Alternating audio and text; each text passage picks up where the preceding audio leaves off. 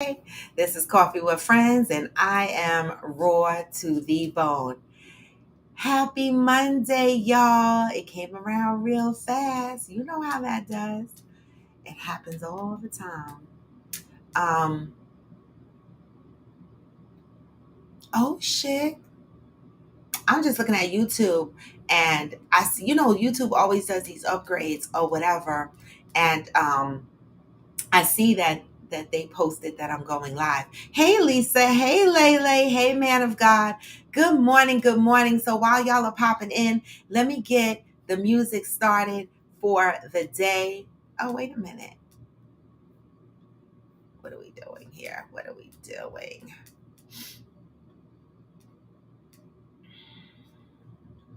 What are we doing, y'all? What are we doing? Step one, wake up early, gon' rise with the sun. Hey, Step two, we get some got good, it some food now. in you. Step three, Hey, think real hard about what you wanna be. step Step four. four, everybody just do your thing. Wake up, today's gonna be a good day. Wake up, today's gonna be a good day. Wake up, today's gonna be a good day. Wake up, today's gonna be a good day. Wake up, today's gonna be a good day. Wake up, today's gonna be a good day. Wake up, today's gonna be a good day. Wake up, today's gonna be a good day. Set your affirmations, aspirations. I got shit to do, the aftermath of preparation. Good food, good mood, blood in circulation. One step at a time, yeah, that's how you make it. Set a goal you control and the steps you take them. I try to pick one thought, have some concentration. And if I make a mistake, it's called education. I try to do this every day, call it replication. Wake up, today's gonna be a good day. Wake up, today's gonna be a good day. Wake up, today's gonna be a good day. Wake up, today's gonna be a good day. Wake up, today's gonna be a good day.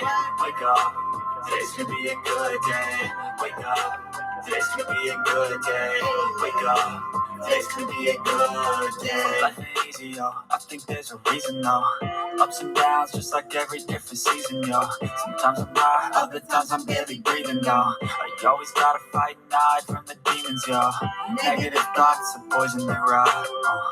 Head full of flaws, so here come the clouds. They'll never stop unless I can swap all the bad for the good in my head when I'm lost. Yeah, so I'ma fake it till I make it. Positive thoughts are overtaken. I got patience. One day at a time is how you operate a cadence. You flow, you grow, you show yourself a foundation. Stay away from all the shit that causes temptation. I know that I like to do it cause it's sensation. I live my life in my head like a narration. Don't expect greatness, do my best, man, I'll take it. Wake up, today's gonna be a good day. Wake up, today's gonna be a good day. Wake up, today's gonna be a good day. Wake up, today's gonna be a good day. Wake up, today's gonna be a good day. Wake up, today's gonna be a good day. Wake up, today's gonna be a good day. Wake up, today's gonna be a good day.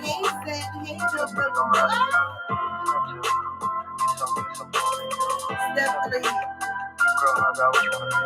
Step four. Hey. Hey, good morning, y'all. Good morning, good morning, good morning. Happy Monday. Wow. Let me tell y'all something. I don't know what kind of weekend y'all had, but I had a good weekend, y'all.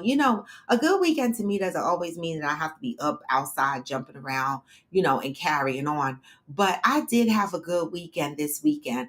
Hillbilly says Squalor in the Holler will be in the last 2 weeks of July. All right, we got a barbecue. Fuck this. We got a barbecue. Yes. Hillbilly, is that what that is? Tell me that this is what you are. Tell me that this is Coffee with Friends, Squalor in the Holler. Tell me that that's what you're saying. Because I'm going to write it down right now. We got to start advertising this. Hillbilly, please confirm. West Virginia.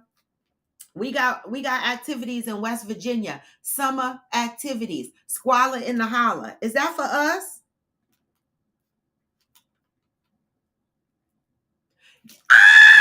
Let me share this. All right, y'all. Hey, Fire One. I love y'all. We gotta repeat this throughout today's show. So Hillbilly who absolutely fascinates me. All right. And Hillbilly, just so that you are warned. All right.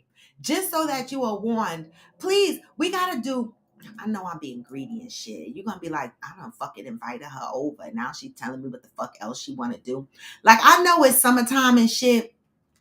But can we do like something like a barn fire or something where we sit around and we tell stories and shit like that? Can we have like a coffee with friends moment with Hillbilly? Like Hillbilly, like I'm so fascinated by you. Okay. So the last two weeks, 2 weeks of July. So you're telling us to pick which one that is, or are you going to pick which one it is, Hillbilly? Which weekend it is? Okay, we got a coffee with friends activity added. Squalor in the Holler in West Virginia. Hillbilly is hosting us. So I'm gonna have to create a section in Zen, please. I hope you can go to this one. I hope you can go.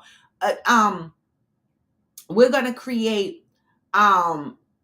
some chatter around this in Discord, right? To try to make sure we understand how many people are coming so that Hillbilly is fully prepared to accommodate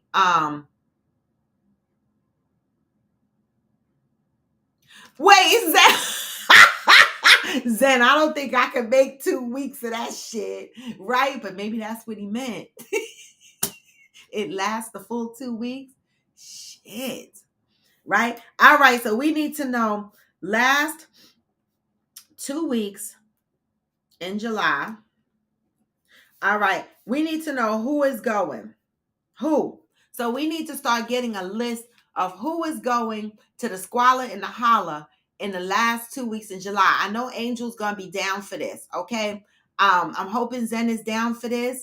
All right. Let's see who else is down for Holler in the Squalor activities in West Virginia. I love y'all. All right. So come on, Hillbilly. I'm gonna start advertising this. Holler in the Squalor. Like, does that have like a theme? Should I be using like pigs or what's a Holler in the Squalor? I'm gonna Google this shit because we got to start advertising this shit. I love it. Good morning, Pat. So we got activities in July, y'all. We gonna be busy this year. I love it. I know some that gotta travel really far to go to West Virginia might not be able to make it if they're going to the Cancun trip. But if you're not going to the Cancun trip, then squeeze in July activities so that we can meet each other, right? Come on over to the Squalor and the Holler. I'm just saying, right? But back to my weekend, y'all. So this weekend, I had an interesting weekend. Saturday, I'm trying to be a big girl. This, one of the things in my healing journey, I learn a lot of shit about me in this healing journey. And I always come on here and say, by the river, Hillbilly, by the river. Yes. I love it. Yes. I come on here and y'all know that I don't know if y'all figured out about me that I don't like to deal with shit. Like I push certain shit to the side and I'm learning how to do better. I'm learning how to deal with shit. Like, I don't like dealing with certain shit. All right, y'all already know my car. Like today I had a whole appointment at Ford because the sensors on my brakes are going and I'm like, oh my God, I'm not gonna be able to stop my car. Right? Thank God for the men in my life. Thank y'all. Okay. For we were hanging out here in my house on Saturday night and the men said no, because I made an appointment with the Lincoln dealer end of April, but I didn't think I could wait for my break, so I made an appointment at the American Ford, which I hate. And they were like, you don't have to rush. You don't drive your car anywhere. Those are just your sensors going on. All right. And so,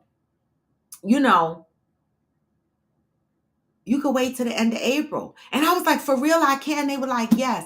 So this morning, because I'm such a little baby, I text the man and I said, did you say I should cancel my Ford appointment this morning? And he was like, yes. And he laughed, right? Because he know I worry. So I canceled my Ford appointment this morning to take my car, and I'm going to just wait for the Lincoln appointment because, you know, Lincoln, they pick you up, they drop you off, you know, they do all these concierge shits. Ford was like, we'll give you a shuttle bus ride one way, the other way you got to Uber. Fuck you. I was like, y'all are ghetto. Y'all are ghetto. So, you know, one of the reasons why, how I picked the car I'm going to buy, and believe you me, I don't have $100,000 car. I have a 2013, but they still concierge me. All right. That's how I pick what kind of car I'm going to buy. How the service department is going to treat me. So fuck you, Ford. I'm not coming in there to buy shit from y'all because I don't like your service. I don't like the fact that you don't do pickup service. You don't do drop off service. You don't loan motherfuckers cars when they need cars, right? You're not doing all of that. I don't want it. I need the dealers that are catering to me. Good morning, Angel. All right, so Angel, I have to repeat this. If you see on the screen, Hillbilly gave us our date, our approximate date of our barbecue in West Virginia. Squalor in the Holler is going to be the name of it. It is the last 2 weeks in July. Zen, as we know Zen does, breaks it down to the level of detail that we need. Last 2 weekends in July are July 22nd to the 23rd or the 29th to the 30th. So that is a question for you, Hillbilly. Which weekend are you saying we should come? I know, Hillbilly, but I don't trust these mechanics. I don't. I honestly, I just don't. You know, I had a mechanic and it felt like my car ended up in a mechanic every couple of months. Like it felt like he was breaking shit so I could keep coming back. And so I just feel more comforted, especially since I still have bumper to bumper, you know. Oh, that might have expired since I'm over 6 years, right? I don't have the miles, but you know, bumper to bumper is 100,000 miles. I forget how many years it is. It's probably only 6 years, which means that I'm way over that. But I just feel comfortable going to the dealer because I don't want no problems with my car. I don't have a car note. I need to hold on to my car a little bit longer. All right. And so yes, Zen, thank you. If you're following me on IG, give me the hearts on the live. If you're on YouTube or Facebook, give me the thumbs up. All right, so we got weekends to pick from. July 22nd to the 23rd or the 29th to the 30th. We got to do Saturday and Sunday, right? Because, I mean, I would imagine if I'm going, I'm heading up there on Friday evening. All right. And then I'm assuming that the activities are on Saturday and then Sunday is the day that we travel back home. All right, so the last 2 weekends in July. Let's pick which weekend we want to do Holla and Squalor. So let me write these down. 22nd to the 23rd or 29th through the 30th. And this is gonna we will zero in June what works best for you. Okay, perfect. All right, but I'm gonna start advertising this, Hillbilly. I appreciate you. West Virginia, Holla and Squalor, meet and greet, coffee with friends. I love y'all. Hey, Chef You. So I'm going to need to know how many people are interested in doing the Holla and Squalor meet and greet barbecue in West Virginia, hosted by Hillbilly, right? Now, motherfuckers, if y'all are coming and y'all are driving, throw some waters and shit in your car, throw some sodas and shit in your car, contribute something, a little bit of something. The fuck. I'm sure there's stores when we get there, right? Yes, Zen. Oh, Hillbilly say he'll need a drink list, right? That's the other thing, people. Try to contribute and bring what you drink too, because you know that's the hospitable thing to do. And you know the one ghetto thing is if nobody opens the bottle that you brought, don't the fuck ask to bring it back home with you. Don't do that. Don't do that. Oh, Johnny, damn it. All right. Another one we missed you on, Johnny. We got to try to get you one of these days. All right. Okay.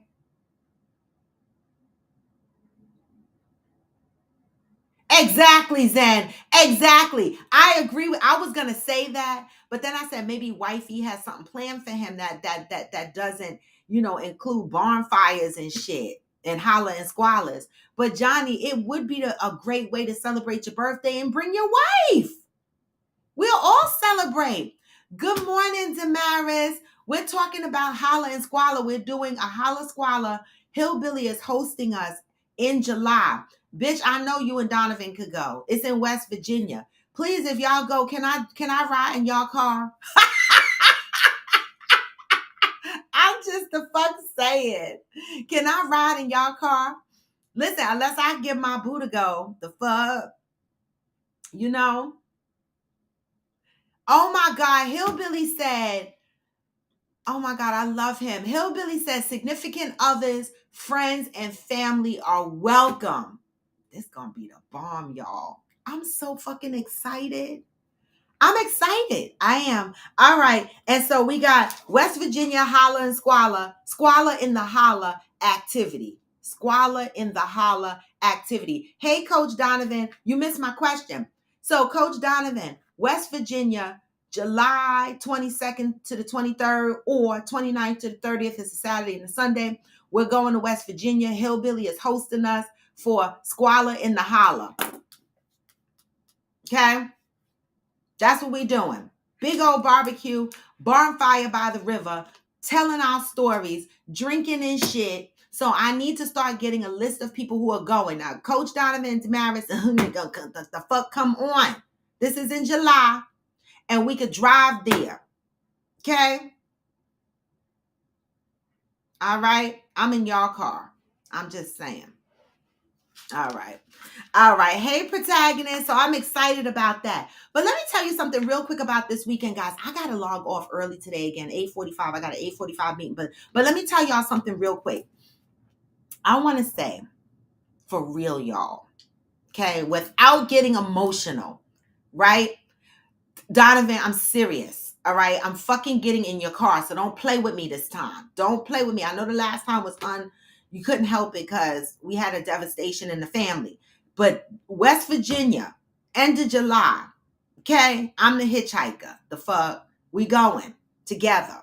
All right.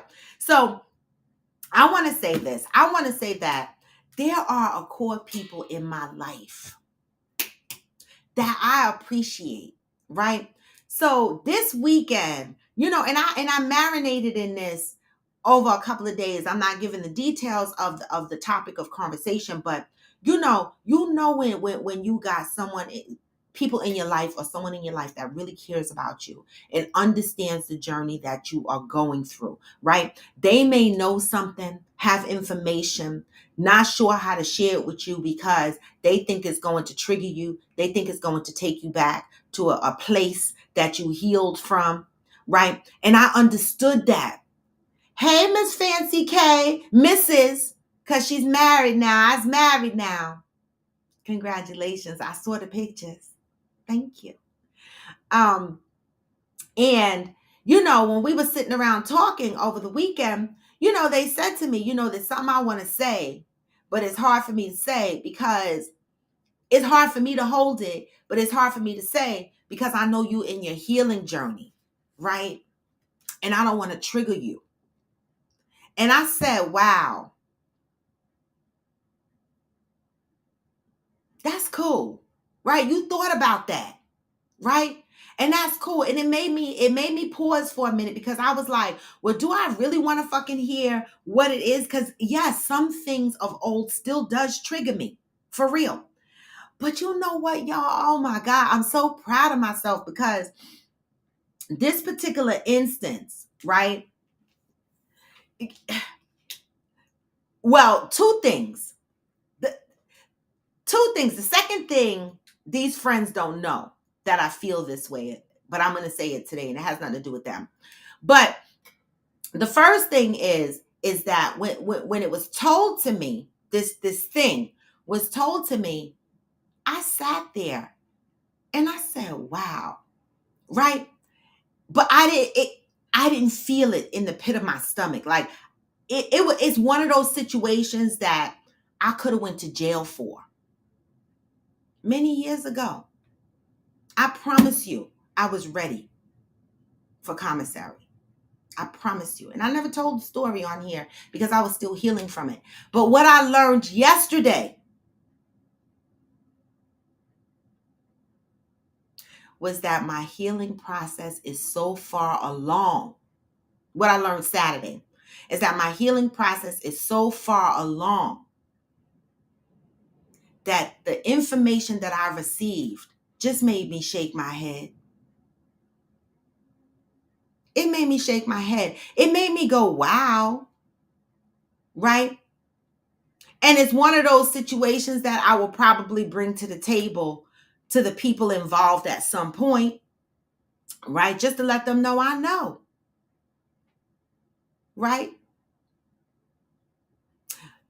But I just want to say, when you have people in your life that recognize what you are going through and they are aware that certain things hurt you to your core and it took you to a place, and they are conscious about how they deliver information to you, that's a blessing, right? Because some motherfuckers don't care. They just be like blah blah blah and blah blah blah, right? Not caring about where you are mentally, right? But I want to say this, people in my life, right, that I love and that love me, don't keep nothing from me. Even if you think it's going to hurt me, tell me, right? Because I don't want to be in a person's presence, not knowing something, and then when I'm out of their presence, I find out something about them, that's going to make me want to stab them, right? So just tell me, but I respect the fact that they held it because they were afraid. But now I'm making it public knowledge that if you find out anything that is related to me that you feel I need to know, tell it to me, right? Now, I'm going to say this publicly. I'm going to say this shit publicly. There is a person that I think I have a problem with, okay? All right. And I'm saying this publicly. And if they listen to my show, they probably going to know who they are. Okay. I have a problem with you because I was there for you in your darkest hour. Okay. And when you know something like this and you keep it from me, right? Now, I haven't seen them or spoken to them in a while. But if I see them or run into them and the first thing that they do is smile at me and be like, he, and they don't tell me this other shit, I'm going to address it.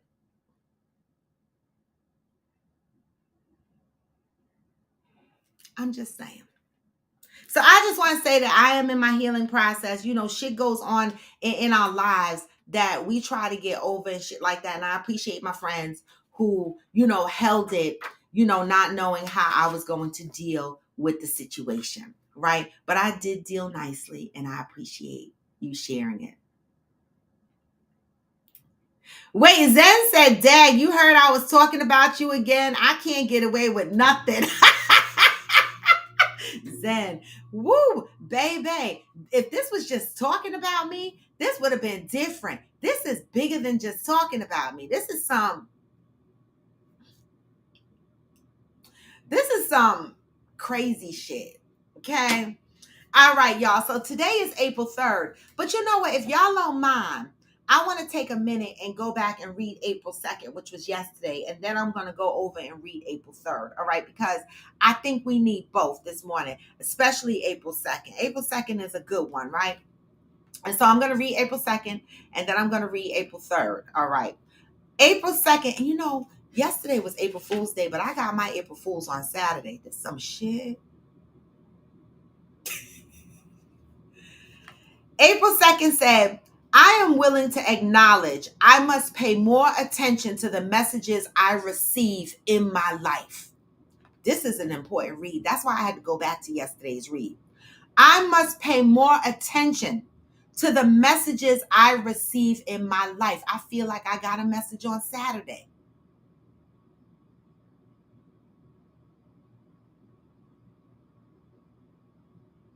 Are you listening to your life? Are you listening to the subtle messages contained in every condition, situation, and relationship in your life right now? In which area of your life are you having difficulty? Do you understand what your difficulties are saying to you and about you? If you are talking back to the difficulties in your life, are you being offensive or defensive?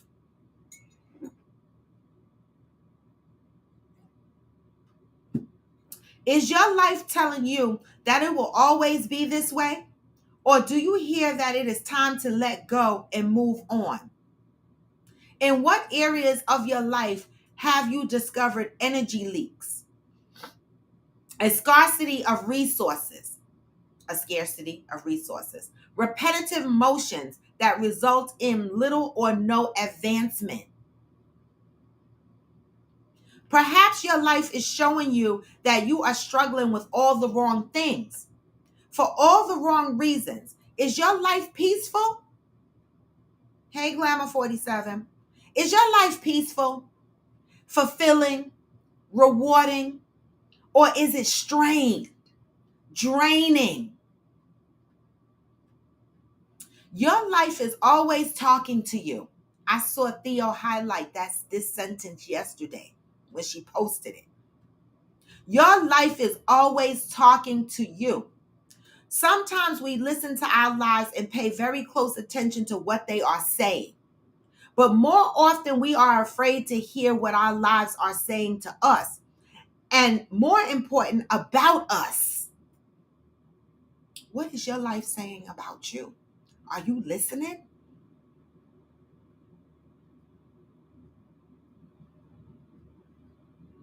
Then there are those times when we do not know how to hear what we hear. Hey, Brandilla, we do not know how to do what we know we must change, the dialogue in our lives. Are you listening to your life? When the conditions of your life are not peaceful and abundant, when the relationships in your life are not harmonious, are y'all listening to me? There's people on here specifically that I need to listen to this morning. Y'all hear me? Y'all know who I'm talking to. I'm going to read that again. When conditions in your life are not peaceful and abundant, when the relationships in your life are not harmonious and fulfilling, when you do not feel good about yourself and what you are doing and where you are headed, it becomes quite obvious to everyone that you are not a good listener. Meaning, are you listening to your life? Do you have relationships in your life that are not harmonious? That's draining you. That makes you feel bad. Why are you there? Why are you there? If you are listening to your life, then you know you must make adjustments, change. Until today, you may not have taken the time to listen to your life. You may be avoiding what your life is saying about the adjustments and improvements you need to make. It's okay to change people, places, and things, y'all. You don't have to stay with the same just because they've been there and it's been constant.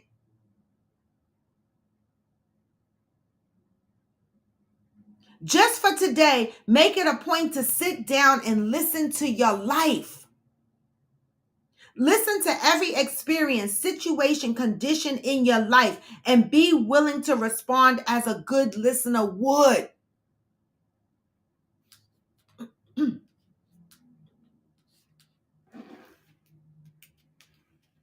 Okay. Now, reminder, I got to get off of here in about 10 more minutes. But last time, Angel took over and she hosted while I jumped on my 15-minute call. If somebody want to jump on and continue this conversation while I jump on my call at 8:45, be my guest, all right? Just for today, make it a point to sit down and listen to your life. Listen to every experience, situation, condition in your life. and be willing to respond as a good listener would. Today, I am devoted to listening to what my life is saying. I am committed to making the adjustments that are needed. Wow. Now, that was yesterday's. And I needed to reread that specifically for a set of people on this call and for myself. And I hope other people got something out of that. Okay. Now, today is April 3rd, so I'm just going to go ahead and read right into April 3rd. I am willing to acknowledge the information that I need is readily available to me. The Holy Spirit is the activity of God. It is the powerful presence, the divine knowing, the merciful management of God's love and grace. The Holy Spirit is the order and fulfillment of God's divine will for you and through you. The presence of the Holy Spirit is revealed as thoughts, ideas, insights, understandings that you never would have had on your own. The Holy Spirit is present in situations, people, and circumstances that you have difficulty facing or accepting. In the presence of the Holy Spirit, you know, you believe, and you understand exactly what is going on. Most important, when you are in the presence of the Holy Spirit, you know why it is going on. Good morning, So Blessed. Some people are not aware of this presence. Some people do not believe in this presence. Some people are aware and believe but choose to be disobedient to this presence. The question you must ask yourself is, are you ready and willing to accept the information as it is presented to you by the Holy Spirit or whatever you believe? Manifestations, your ancestors, whatever you believe. If you have any questions beyond this one, you are not ready. Until today, you may have been wondering how you would know what you need to know. Or you may have been shocked at the times you knew exactly what you needed to know. Just for today, be aware that the Holy Spirit within and around you knows everything you need to know and will let you know when you need to know. Today, I am devoted to receiving and accepting information from the Holy Spirit. Are you listening to your life? I don't think I was listening to my life at all. I was responding to life circumstances, right? I wasn't really listening to my life. If I was, I think the experiences I would have had in my life would have been different, right? I have lived through relationships that have frustrated me, that have caused unhappiness in me, that I tried to sit in and stay in, right? But that to me, based on what I read in here from yesterday's read, meant that I was ignoring. I wasn't listening to my life, right? And one of the things that we say right away is, I love up on myself first. I love me first, right? Those are just words, right? But how you move on an everyday basis, how you act is what's going to show if you're loving yourself first. So when you have relationships that are draining you, that are frustrating you, right? And you're remaining in those situations, I've remained. There were several situations that I remained in. These last 3 years were very difficult for me. A lot of change. Because I held on to these relationships, even though they were frustrating me, even though I felt drained, even though I felt like I wasn't benefiting from being in these relationships, right? But I wasn't listening to my life. I wasn't listening to what I needed, right? And then when I started listening to my life without realize I was listening to my life, because I didn't read this before, right? But I just started paying attention to the things that fed me, right? To the things that nourished me, to the things that made me feel at peace, comforted, right? And then the relationships that I had that were draining me started to fall by the wayside. Because I didn't care about holding on anymore. Right? because I'm listening to my life. And some people will look at that and they'll say I'm selfish, I'm mean. And I want to say they're not completely wrong in the fact that I'm selfish. Yes, I am being selfish. We all should be a little bit selfish. We all should be a little bit selfish. Right? And I'm learning not to allow people to try to make me feel bad for being selfish about my own needs. I was talking to a friend of mine and, he was saying that guy on his job, this is the second guy on his job, worked up until retirement, retired. One guy didn't last a year. Another guy just dropped dead the other day, just retired, right? And so, we live our lives, right? Dealing with abuse, emotional distress, frustration, right? Not listening to our own lives, right? Not hearing the things that we need to bring ourselves peace, right? Because we're just navigating based on outside noise, is what I'm going to call it. And then guess what? When do you get a quality of life? Motherfuckers retiring and dropping dead don't even get time to spend the 401k money that they saved, the pension that they built up. All these years worrying about whether they're going to have enough money to retire, and they drop dead. A lot of times from what? Stress, aggravation, frustration, not listening to our lives.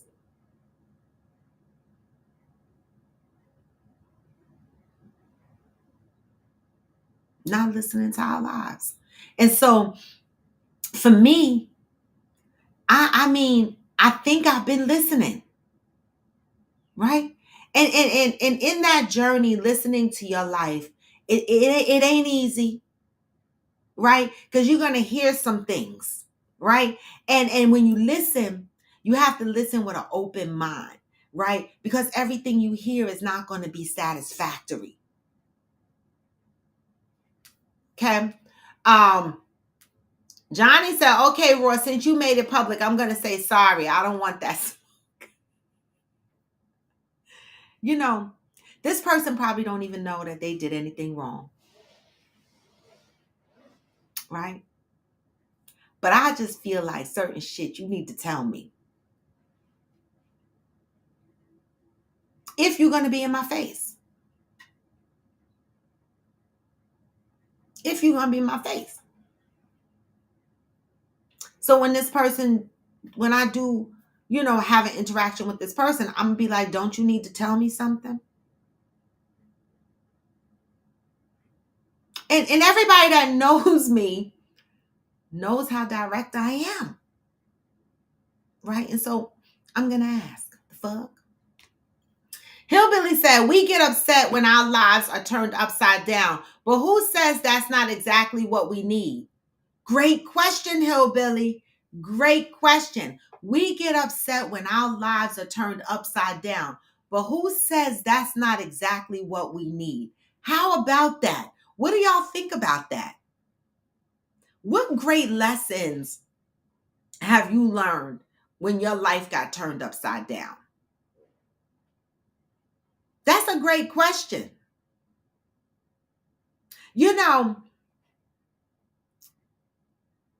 I don't know. I think I'm gonna be honest, Hillbilly. Let me tell you something. One of the hardest things I did in my life that still hurts me to this day. Hey, Ghost. And I'm very transparent about it on here is, I wanted my son to live on his own. He kept coming the fuck back home. He did. And so this last time he wanted to come back home, I was like, no, you can't come back home. Now, I love my son. Like, don't fuck with him. I will cut you. Love my son. Okay? But I was like, no, if I keep letting this motherfucker come back home, he forever gonna come back home, and then he gonna be telling his friends his mom lived with him when really he lived with me. You know what I'm saying? No, I didn't want that shit. And I didn't want him to be like my dad. I'm just being honest, y'all. My dad, although he lived on his own, he had a high dependency on my grandmother all of his life. I didn't want that for my son. I didn't want to be his caretaker like that. I didn't want it. It was a big fear of mine. I didn't want to be my grandmother in that regard. And so I was like, you can't. Now, I bought all my son's cars initially, right? So he had a really nice car. Okay. He was driving a nice car. And I didn't know. I thought he found somebody's house to sleep at. But later on, I found out that he slept in his car. He slept in his car for a short period of time. And let me tell you something. The period of time that he slept in his car, okay? Good morning, Angel. The period of time that he slept in his car, his whole life changed. He turned his whole life around. My son got a roof over his head, and the one thing he say is, you ain't got to worry. I understand how important this roof is over my damn head, okay? His rent be paid. He don't want to sleep in that car again. You understand? And he know I don't want him to be like my dad. Don't be coming to run back here. Okay? And so I had to do that. I had to kick him out the tree like a fucking bird. And it did. So Hillbilly, that's a great question. Who says it's not exactly what we need? Mm-hmm. I think that some of the best lessons that I learned in my life were the result of I'm gonna just turn on my work meeting, so keep talking. Okay, so some of the best lessons I feel like I learned in my life were the result of catastrophic life events that happened. In my marriage, when I found out my husband was cheating on me, I lost a baby. Like this is some shit that happened within a span of 3 weeks. I lost a baby, and it wasn't like I was 2 or 3 weeks along or 2 months along. Like I was at the end of my pregnancy, 3rd trimester, and went for a routine appointment, and there was no heartbeat. So that happened. And then I found out that my husband was having several affairs with several different women. Thank you, Johnny. And I really feel like that changed the trajectory of my life, and in a good way. In the moment, that shit was terrible. Like, suffered from PTSD from it. I wasn't suicidal, but I didn't want to live. If that makes any kind of sense, people who have struggled with mental health issues, you probably know what I'm talking about. I didn't have thoughts of harming myself or take any actions to harm myself, but I would wake up in the morning and be like pissed off that I fucking woke up in the morning because I just didn't want a life no more. But as a result of that, the things that I learned about my own resilience, the things I learned about my own strength, the way that I'm able to bounce back from things. Up until that point, I had been through some real minor relationship stuff that I thought was terrible. I thought, in the moment, like, oh my gosh, I can't believe that this is happening. But when I went through that in my marriage, that was like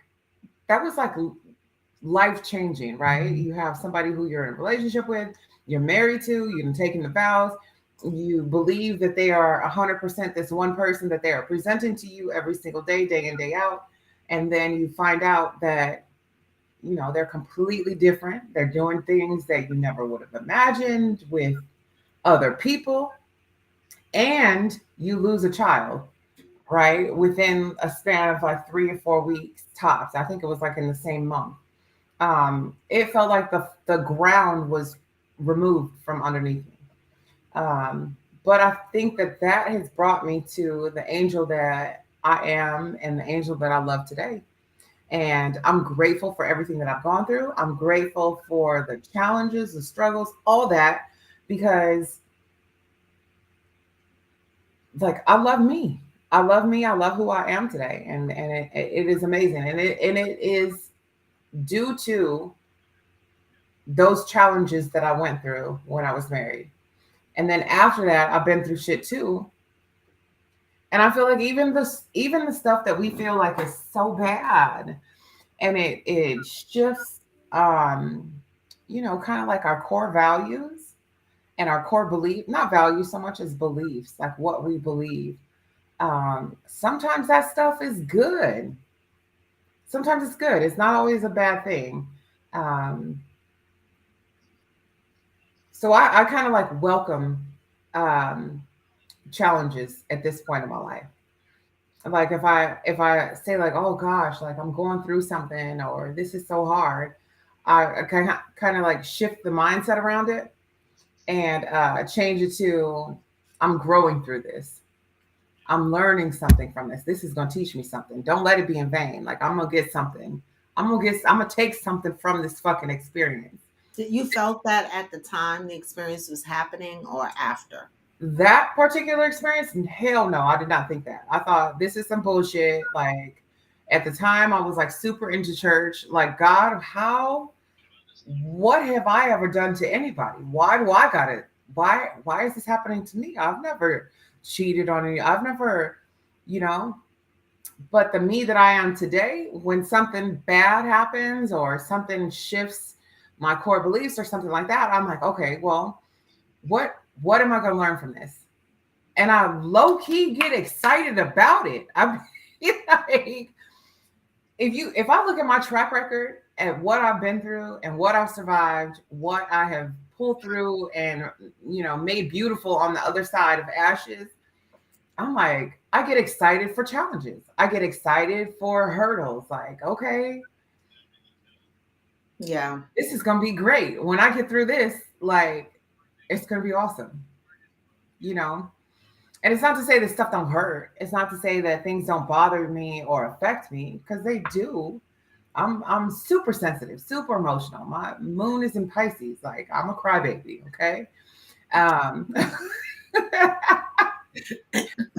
but I'm able to acknowledge that it's not going to be like this forever. And everything that I go through, I grow through. Yeah. And I'm building a better me. I'm Yeah. building a better me. Yeah. So it makes it like tolerable almost. I love that. Thank you for sharing that. I mean, that, let me put this down because y'all could probably hear them talking. They ain't talking. I'm gonna put that down over there. They're on mute, and I can see my boss's face on the screen. Um, but thanks for being transparent with that. I agree that a lot of things that we go through, we definitely learn from. And every time I see that post that says, "Would you take the red pill or would you take the blue pill?" and I'm like, I never want to do my life over, Right. right? Only because, yeah, there was some very painful things that happened in my life that I don't want to re-experience, and I wish they didn't happen.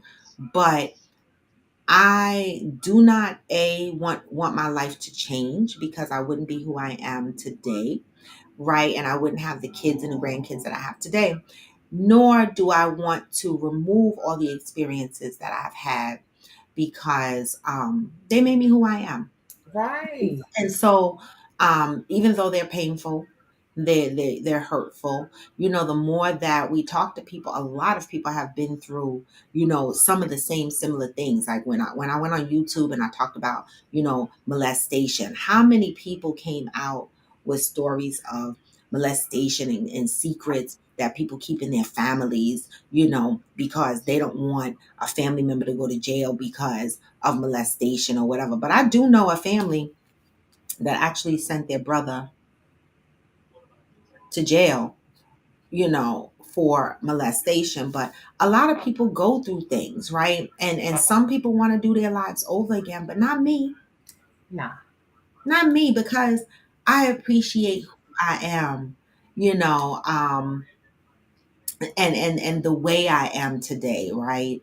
And I think that is in part of my healing journey. Everything that I've been through, everything that I felt, everything that hurt me has taught me something. And I'm using that today to help with my growth, right? You know what that I think is a Thank sign you. of?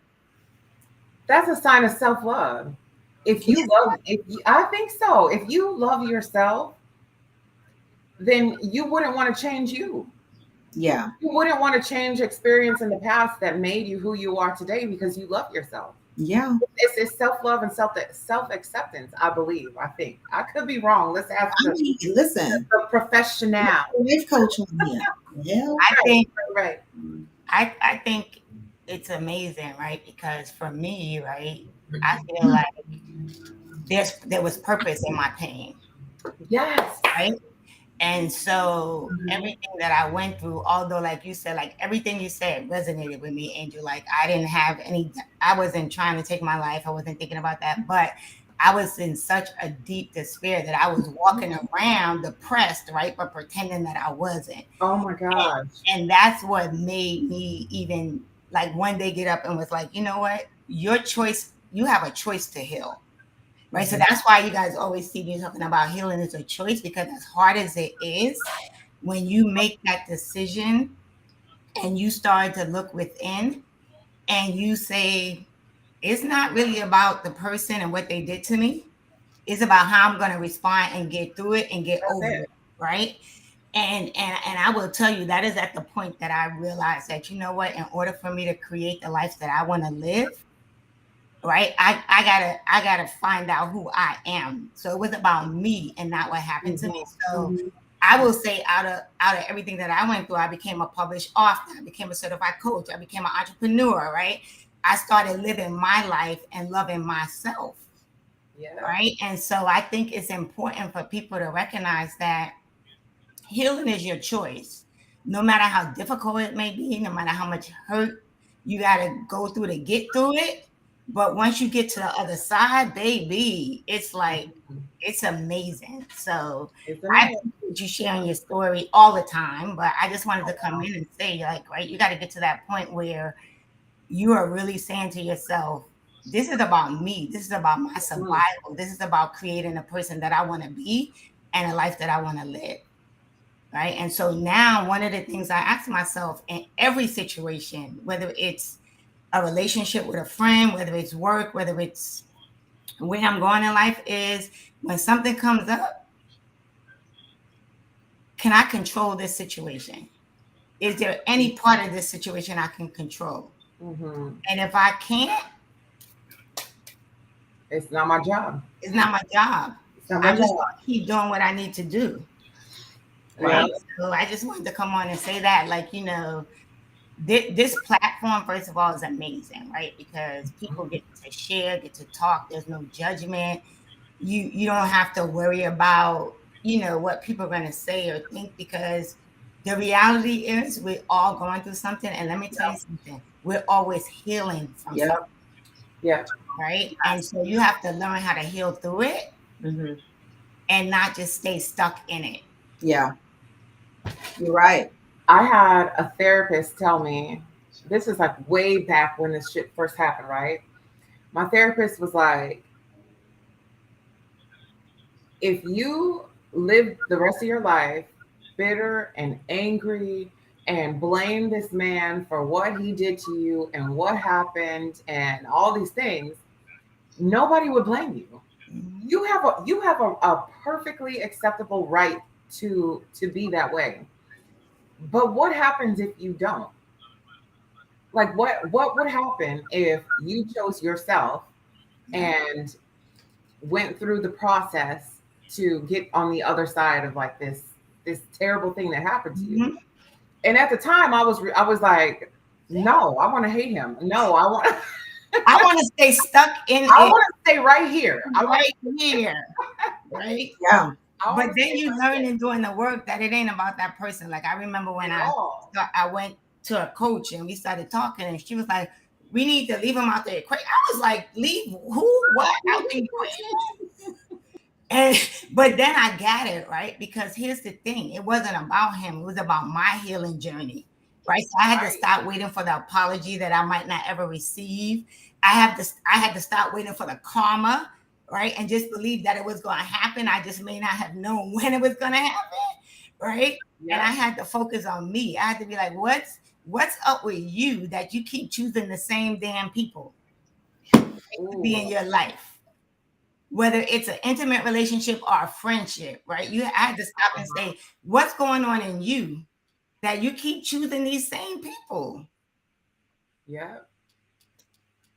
So I would say to anybody, if you are struggling right now, just get through it. Like, it might take you a while. Do it at your own pace, your own journey. Right. But really try to heal through it, because let me tell you, baby, what's on the other side of it is amazing. I will tell you right now, I'm loving my life. Everything is not perfect, but I'm loving the life that I am creating for myself.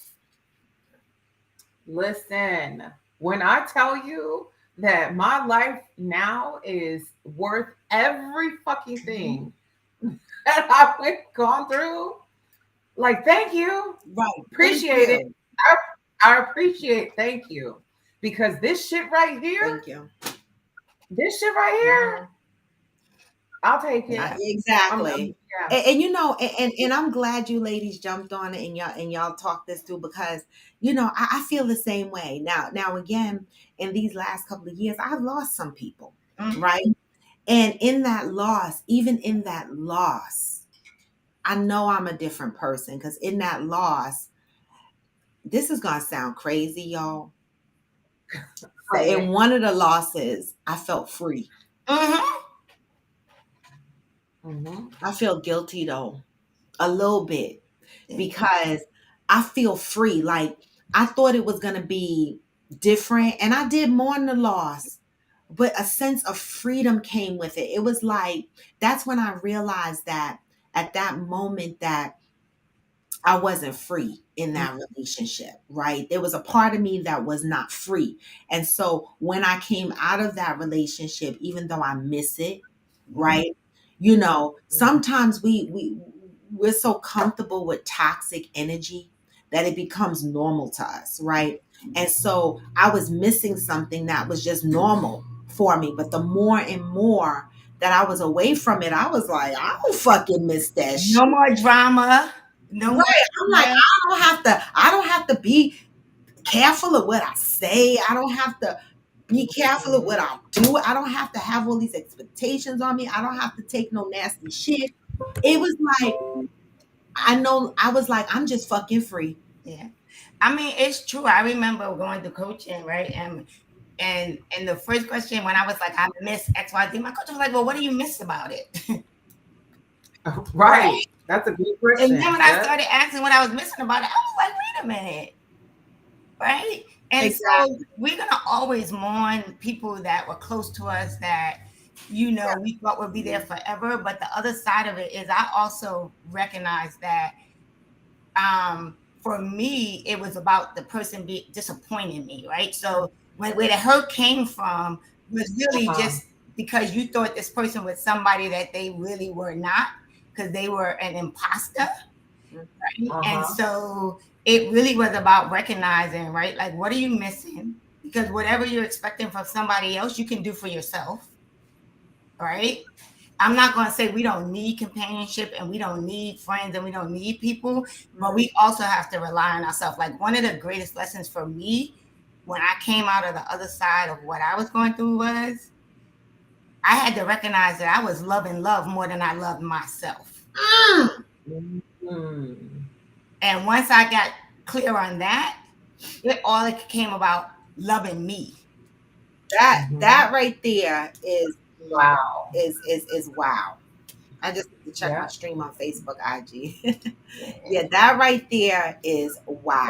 That's something. I mean, but it's true. Like, it's deep. Like, when it registered, I was like, wait a freaking minute. Like, what are you doing? Yeah. You're putting people over you. Over you. You're agging out. You're stressing. Then I was like, you know what? This is God's protection. Yeah. Ooh. When Yeah. people walk out of your life, or people, that's God's protection. That's not rejection. That is Him saving you from something or somebody that you don't even need to be involved with.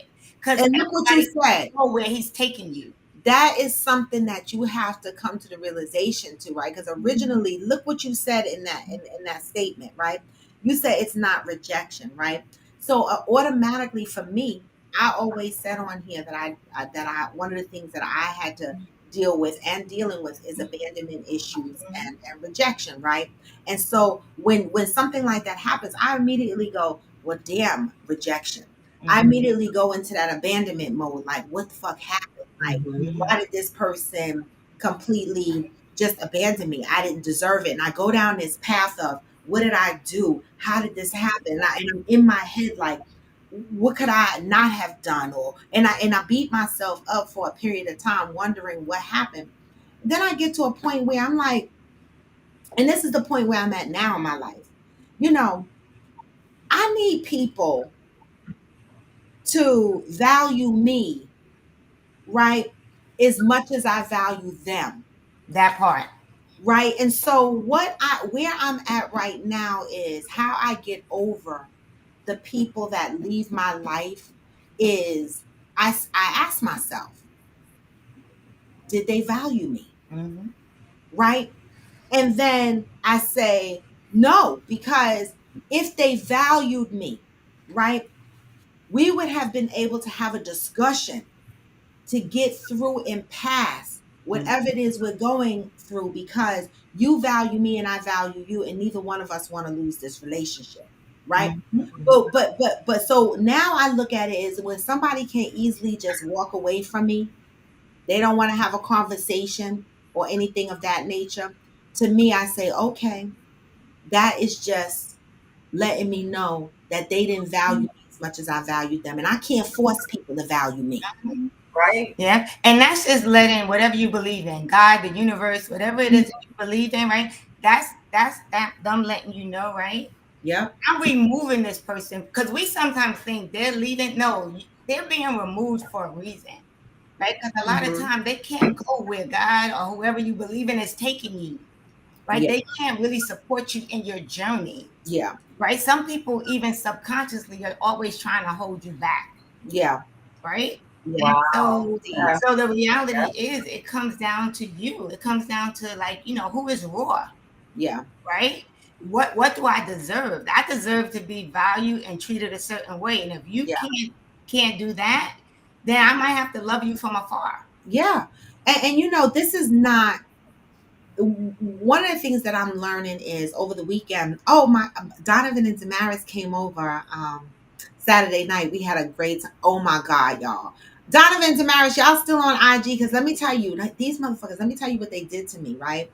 So Donovan and Damaris comes over, and my boo came over too. So they got to meet my boo.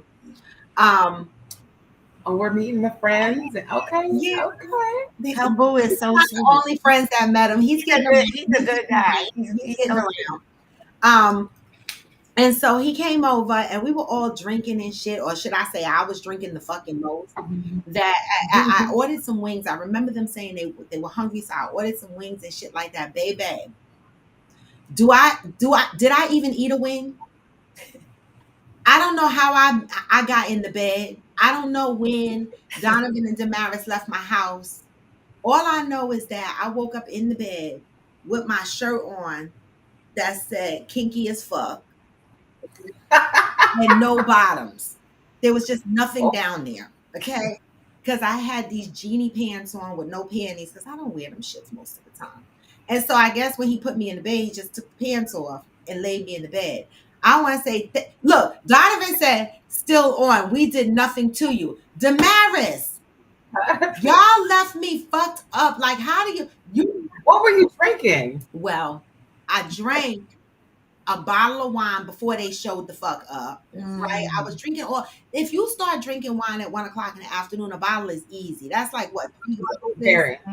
Shit, a bottle is easy anytime. Okay. Damaris said, why were you the only one drunk? Because I drank a bottle of wine before they came, right? Then they come and they start sipping. So now I'm out of My wine is gone. So what did I move into, whiskey? I just poured the whiskey right into the wine glass. So of course, you know, you Come pour it on in the wine now. glass. You're not really pouring a little bit of whiskey. You pour No. Oh my God. Well, you had a good weekend, right? no, because I didn't get no fucking peen. I was She had whiskey. She had whiskey cooch. yeah, Not whiskey hoop, I whiskey had whiskey cooch. cooch. I couldn't get no damn peen. I woke up at like 4 o'clock in the morning throwing the fuck up. Nobody want that shit. Yeah.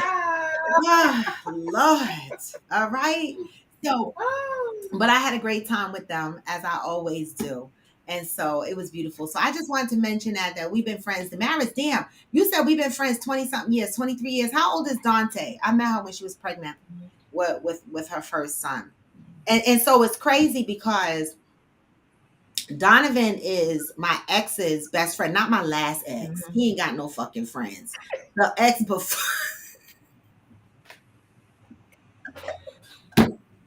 The ex before, the one that I went back to 11 times, they were best friends. They are best friends. I don't know what the fuck, but you know, they best friends, but he my friend. I claim them. They my friend.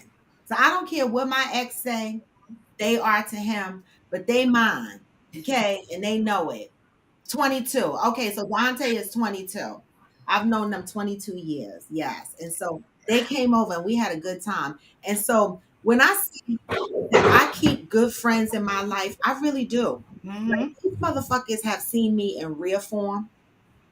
I busted in Donovan house and kicked the door in his because we had each other's key, the code to get into each other's garages in our houses.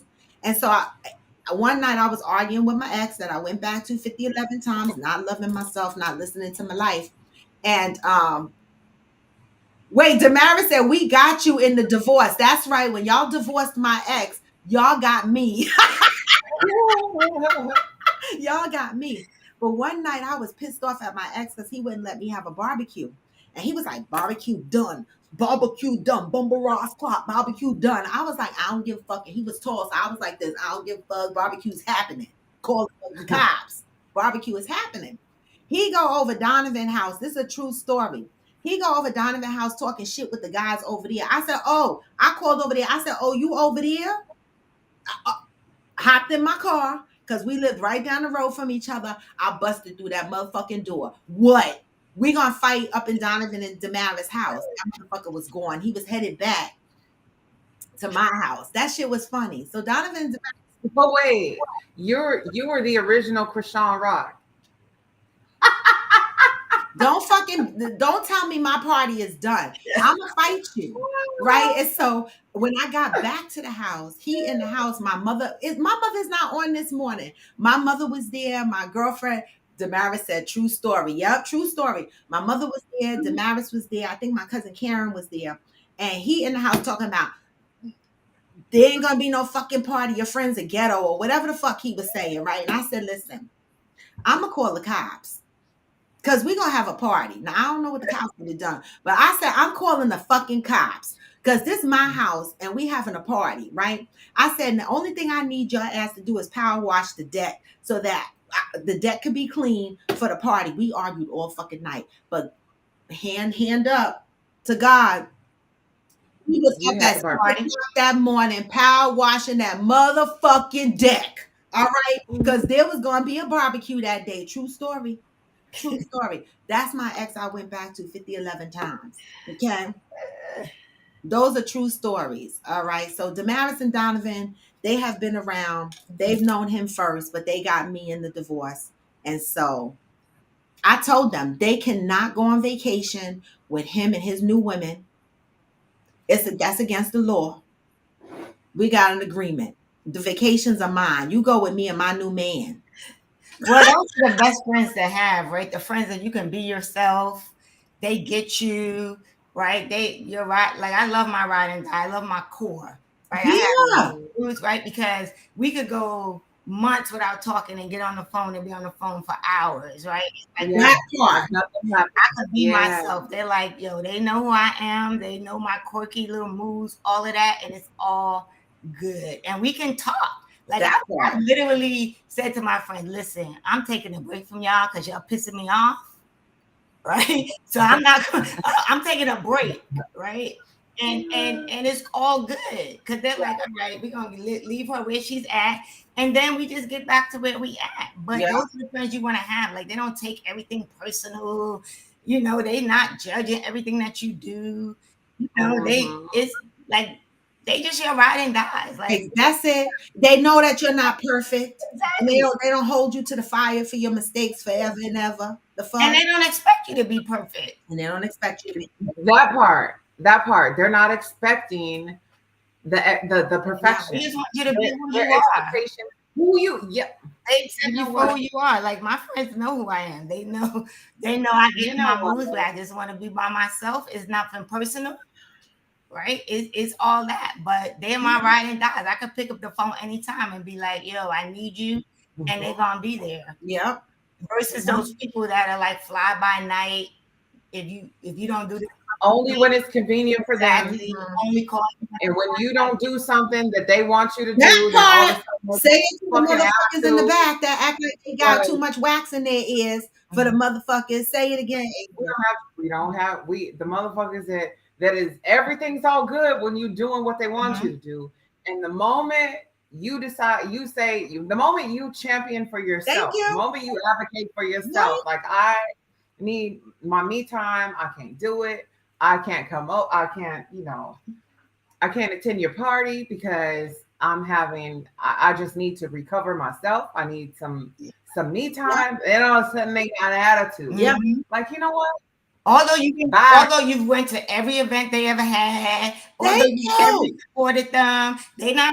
I done sent your kid money for college. I done been at birthday parties. I done fucking, gave you my last when I didn't have it. I'm like, you need it because you got kids and you don't have a support system. But the moment I don't do one stupid ass thing, you want to be in your feelings. Yep, they do. Right. Yep. And that's why you need to keep at arm's length. Yep. And that's why people, places, and things have changed for me, because that's the one thing I noticed. Like, I'm always a ride or die. Like, you need me, I'm there. I grind for you, right? But I'd be so mentally exhausted. Like, even though, like, I remember, my best friend Doris in Brooklyn, we used to argue a lot because her life was constantly steady. She had her husband, she had her place, but I was leaving my man 11 times. My son was in jail. My life was hectic, so I couldn't juggle the friendship at a consistent rate. And she used to get upset. And I'm like, I can't do everything for you because I'm trying to do things for me. It took us years to get to a point where she understood that, right? And now we're in a great place. But this is one of the things that I noticed that is a common thread lately with people, right? And in conversations with other people, you notice that difficult conversations, and I said this multiple times on this show, will determine the depth of your relationship with people, right? And I have spoken to a handful of people over these past couple of weeks that have had similar experiences as to what I've had. You have a difficult conversation with a friend of yours, or you can't show up to something that they're doing, and no matter how you explain yourself or whatever the case may be, they don't give a shit. They're mad at you, right? They cut you off. They don't want to be bothered because you couldn't show up for them. And so this is something common that I'm hearing now. Someone else just told me the same thing happened to them, and someone else told me the same thing happened to them. So I'm just trying to figure out what the fuck is going on, like, with people where, you can't show up for them. Is that really a reason, like, to cut them completely off? Like, do these people think, okay, they've always showed up for me before, they've been there for me before, but they just can't come this time, it's okay? Like, do they think like that, or do they just expect you to always be available when you need them? The marriage that people forget. I think in some cases it is like that, right? Because I think sometimes there are situations that you end up with where you really begin to see who's really your friend, right? because we can't call everybody friends, and we do, and we might have people in our lives forever, but the convenience of us being their friend is because we have the hearts that we have, right? So they expect us to always show up because we always show up for people. We always support people, right? Yeah. So in their mind, we're supposed to do that. They don't understand it's the heart that we have. They feel entitled Needs us to to it. do it, right? And so what happens is because the expectation from them became, this is who you are supposed to be to me all the time. Wow. Yeah. Right? When something like that happens, they can't take a step back. I also believe I'm huge on emotional intelligence, right? Like I've studied it, like I've read books on it. I also think that majority of people don't have a sense of emotional intelligence. So which means they're not self-aware. And so when you're not self-aware, you can't really look at how you're impacting or relating to people or the role you play, right? You have to be able to look at yourself to see what part you play in stuff, but also to recognize who that person is to you. Right? I have friends, they might not be able to show up to everything that I can, but I know they show up when they can. Yeah. Right? My true friends also know that's about me. Yeah. So if someone gets upset because I can't come to an event, I'm like, I'm not really upset about it because you really associate. Yeah. Right? Yeah. You're not one of my ride or dies. Like I have girls that no matter what, we recognize that we always can't be at everything. We always can't go to something, but we're going to support you some way, somehow. Exactly. You have to compartmentalize your well, I compartmentalize people. You have so I'll call you friend. I'll call you friend. Me too. I compartmentalize. So there's people that I call to party. There's people who I call when it's like a business investment, like, people for that. And then there's people that I call to help me hide the body. Yeah, those are your ride or dies. Them bitches are your ride or dies. So you can't call everybody to hide the body. Yes, it's three of them that will help me hide the body. No questions asked. Exactly. Like I have probably like you said, 3 people that they're the vault. I got 2. Anything I say to them, anything I do, it's going to them to their grave. I don't care how mad, I don't care what the fuck happens, they will never say a shit. They going down with me. Yeah, that's two. I got 2 people like that. It's funny because when I used to call Doris, I used to be like, "Oh my God, Doris, I got something to tell you, girl." The first thing she will always say, "Are we gonna live or die?" That's the first thing she would say. Are we gonna live through this shit, or is this shit gonna kill us? And then I'd be like, "We're gonna live, but it's gonna hurt." And she'd be like, "Okay," and we just go with it, whatever it is. I don't care what it is. I was always able to call her and my other homegirl Nancy. Them 2, I could call them bitches with anything. And I don't even talk to Nancy that much. And she reached out to me a couple of months ago, and she said, we can't let another year go by without seeing each other. And then there's Damaris. Now Damaris is on here. Now Damaris again, she's my friend because I met them through my ex, right? But a situation happened where my ex showed his whole fucking ass, okay? And I was ready to fight and go to the Hooskow for real. Seriously, I was ready. Commissary, I was like, y'all got me on commissary. Make sure y'all got me. Some bitch gonna be licking my hoo-ha because I'm not even fighting. They gonna go ahead and just lick it because I'm not even gonna fight them off of it. All right? Make sure y'all got me. Damaris was like, I'm rolling with you. First and foremost, I'm rolling with you in the crime. Damaris was like, no, I'm a part of the crime. I'm not just visiting you. I'm not just sending you commissary. She was there. She was like, let's go, bitch. I'm a part of this crime scene right now. The only reason why it wasn't a crime scene is because motherfuckers didn't give us the address to where the crime scene needed to happen. The only reason, see, Damaris said I was ready. That was the only reason the crime scene didn't happen. But Robin A. White might have went to the Hooskow that day. Yeah. Okay? And Damaris was that friend that was like, come on, bitch, because we're going to be in C Block together. Yeah. Yeah, but look at what Johnny said, which I agree with it and I understand it.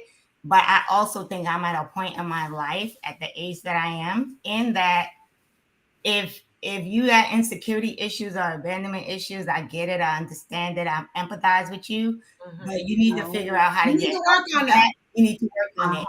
Like I'm at a place in my life where I'm just working through stuff and working. I know everybody's not there. So I appreciate that and I will acknowledge that and I will empathize with it. But then I will do what I need to do to protect my peace. Right? Because I Yeah. create healthy boundaries. I've learned how to create healthy boundaries. I'm not there yet, but I that's a have a great question. point, Johnny Leon Hill. But it is a good, like it's a good point. It's a good point that you bring that up. But you know, it almost reminds me of the person that walks around and go, "My mother and my daddy did this to me because of blah blah blah." I'll be like, "Bitch, you 40 years old. I Right. At what point? that shit.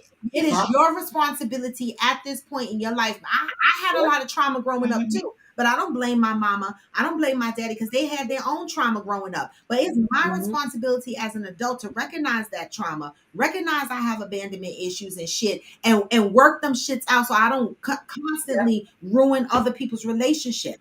And project your shit onto other people. Right. So I just had this conversation with a friend of mine, and I was like, you know what? The one thing I can no longer accept is when people say, this happened to me, so that's how I am, or you know, they want to blame their mother, their father, their sister, their brother, their dog, everybody. But you know, you're in your 40s, 50s. Like, at what point are you gonna hold yourself accountable and take responsibility and just try to do the work? Try, even if you can't, just try. Yeah, and all those things are valid, right? Like I have an anxious attachment style. I know that, but what am I doing about it? What am I doing about it? And that's the same question that I would pose to somebody on the other side of the coin, as Johnny said. So you have these abandonment issues. What are you doing about it? Are you just sitting in it? Yes. Are you just accepting it and just sitting there, or are you trying to get to the root of where it happened, why it happened, and correcting it in your present, in your now? Like, what are you doing in the now? So that shit happened to you in the past, but are you still living there? Are you still the 6-year-old child that was abandoned, or that didn't feel love from a parent, or that didn't have friends, or was mistreated on the playground? Are you still that child, or are you an adult whose responsibility it is to work on your childhood issues? Exactly. I mean, and I think we're not giving them a timeline, because we talked about that last week. We're not giving you a timeline, but we're saying that what are you doing it is your responsibility to do something about it. It is not, I cannot fix you. I cannot fix you. And I always think about ghosts. Remember how ghosts would always say, like, I can't, you know, I'm gonna just tell you the straight, and you know, this is your problem and you got to take it. That's true to a point. You can give somebody the real, but it's their responsibility to either deal with it like that or not. Yeah. I mean, but that comes back to the choice, right? Like let's take this platform for a minute, right, Robin? This was your choice in your healing journey, right? You was like, I'm going through some stuff. COVID made it even more stressful. So how am I going to heal from this, right? And your way of doing it was, I'm going to share my experience, right? And so you're not saying that the issues you have gone away, right? You're just saying that I'm choosing how I'm going to try to work through it, right? So I do appreciate that statement, because I know a lot of people that have abandonment issues. They have all kind of issues that are going on. But to the point that Angel made, right? At some point, you have to stop and say, if I truly love this person, I just got to ask them the question. Yeah. Do you want help with this? Because exactly. Like, if you want help, I'm gonna be there for you. I'm gonna ride and I'm gonna give you resources. I'm gonna give you people to talk to. I'll introduce you to whatever. But what we're not gonna do is, unfortunately, I can't keep reading the same book in a chapter. Yeah. Right? Like, I get it. I'm there for my friends at all. But once you are like repeatedly, like you're to me, some people choose to stay in that stuff. They do, and they use the response of, this is who I am. This is who I am. And I'm like, okay, you're fucked up. I mean, that's who you are. You're fucked up, and you need to fix it, because You can't keep navigating through life with these defenses up because your mama hurt you or your brothers hurt you or your ex-man hurt you or whatever the fuck it is, because the new relationships that you get into, you're carrying all that anger into the new relationships and you're expecting your new relationships to be healthy. How are they going to be healthy? Right? And so I know this is why I said I feel a sense of freedom, because and some of the people that have changed in my life, some of them, they don't see nothing wrong with them. They don't see nothing wrong with how they speak to people. They don't see nothing wrong with the delivery. They don't see nothing wrong with nothing they do. Right? The response is, this is who I am. And I'm like, that's cool. And in my head, I said, well, fuck it. I don't like it. And it affects me. And so I'm going to go the fuck over here to the left, right? And get all my boxes from the closet and go over to the motherfucking left. Yep. But you get to decide. Like, I really do think you get to decide how you interact with people. You get to decide what you're going to tolerate. Mm-hmm. I'm like, what? How am I about to be? 57, I think. Yeah. Right? At this age, I can't. I don't even have the patience for it anymore. Right? I'm just trying to live, right? People dropping left and right. Right. I'm just trying to live. I'm just trying to keep moving forward. Exactly. And I'm not trying to sit in the stuff. Yeah. Right. That has created pain in my life. Right. Yeah. So literally I'm in a place that, like, what can you control about the situation? If I can't control it, I just need to move forward and let it work itself out. Exactly. But I can't say to people, like, I joke around with my cousin, right? Because, he thinks I'm spoiled, right? You're spoiled, you're the baby, like all of this other stuff. And I was like, you know what? If you feel that's who I am, I'm going to embrace it. I know that's not who I am. Am I selfish to a little bit? Yeah, I am a little selfish, right? Because I have a right to be. I've learned that it's my right, right? But the other side of it is I also learned I don't have to defend myself and who I am to other people. Oh, you talking now? You said some shit now. Yeah, I'm some shit. You said some shit.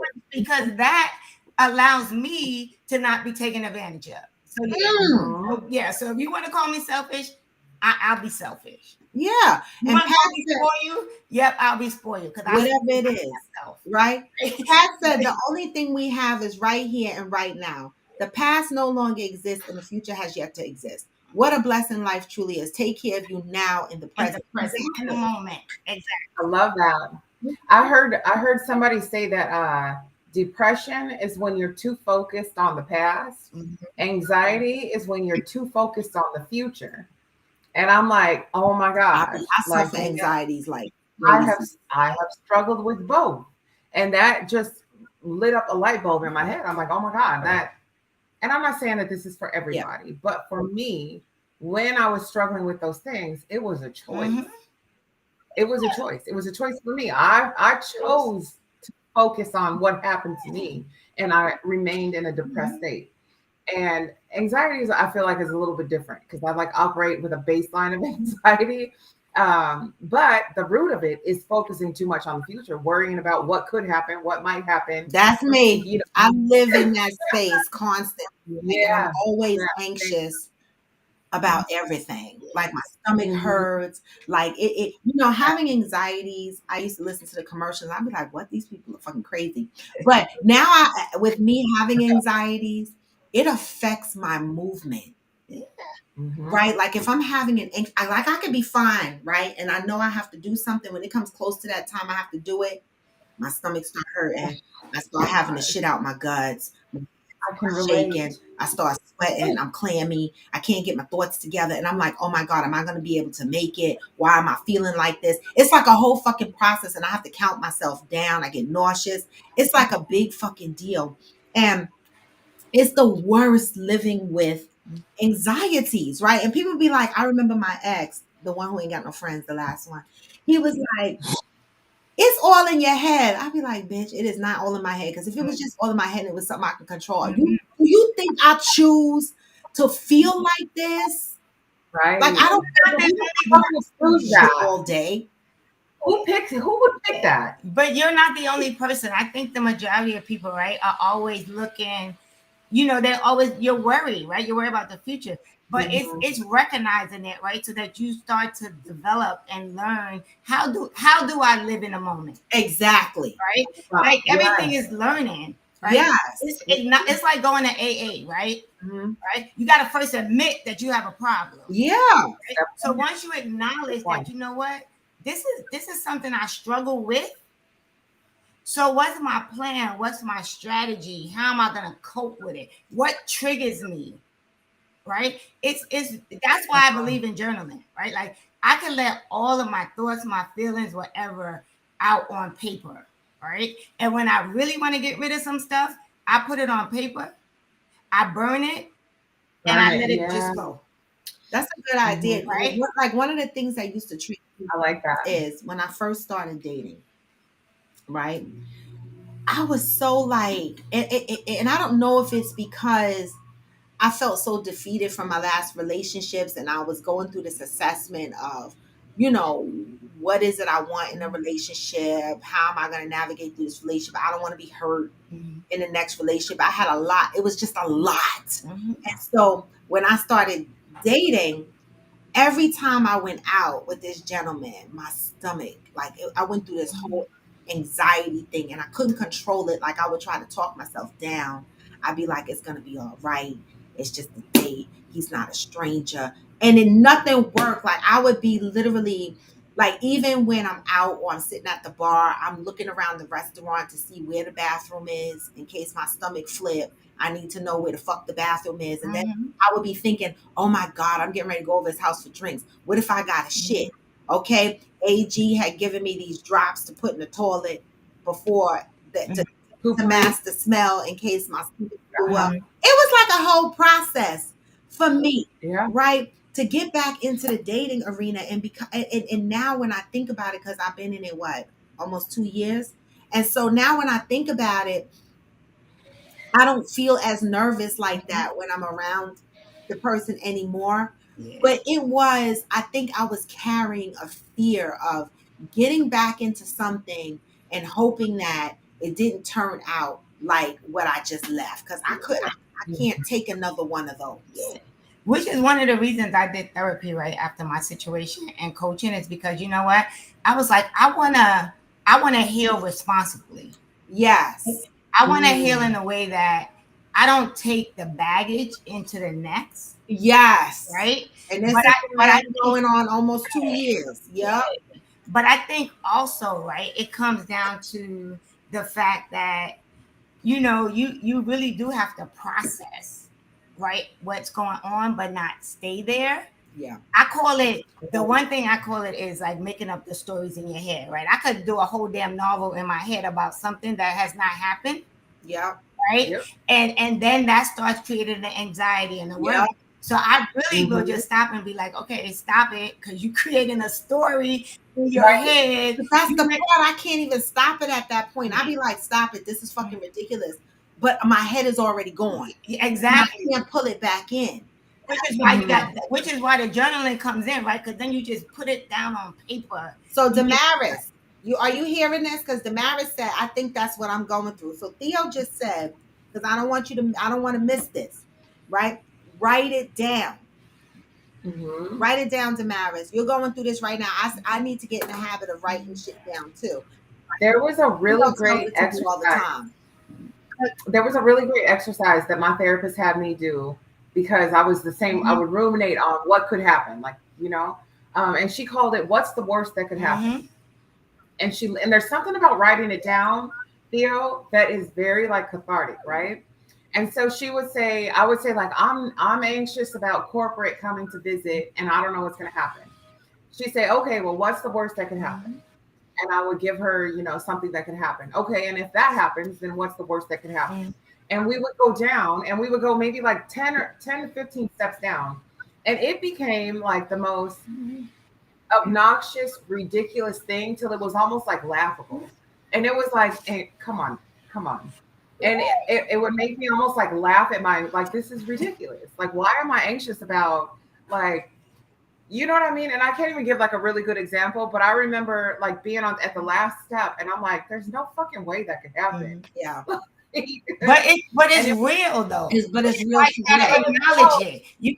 But at the beginning, at the top, I'm anxious about them coming, right? And that was the anxiety. Yeah. But then what's working through really like the root of the anxiety, the root of it is not that big of a deal, but it was just worrying too much about something. Like you can be anxious about somebody coming, but just be anxious about it. You don't have like it's not catastrophic, is what I'm trying to say. It's really about doing the work, which is why a lot of people don't do the work, right? Because it's hard. It's hard. It's hard. It's hard. It's ugly. It's nasty. It brings up terrible shit. Shit that you thought that you've been through that you done figured out, and it brings up shit you didn't even know that you had an issue. And when you look in the mirror, right, and you say to yourself, some of this stuff, is external. Yeah. Some of this shit I bought on myself. Exactly. Yep. You gotta do that shit. And that's why you don't want to do the work. That's why people don't want to do the work. Yeah. Like, they don't want to look in the mirror and be like, I done did that shit. I might be the problem.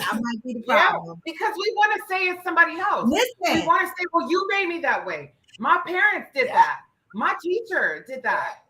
Yep. You don't want to acknowledge, right? You don't want to be like, okay, what part did you play in this scenario? Yeah. What was your part in this story? What was your part in what happened to you? Mm-hmm. Or what you allowed? What part did you allow? What part did you allow? Right? Like for me, the relationships that are no longer in my life, I did ask myself that question, right? Because a lot of times we always focus on what did the other person do, right? And then I asked myself two questions. I said, okay, let me think about what I've done to them, right? And then let me think about how all of this makes me feel, right? How they're treating me, right? And so when I deep dived into that, and I was like, damn, like, I couldn't really figure out. I knew at that point that I wasn't being honest to myself because I was allowing stuff that I was not putting my hand up and saying, no, sir, no, ma'am, to. Right? And so I was allowing stuff. So, you know, when we say we teach people how to treat us over a period of time, this person it just became habitual for them.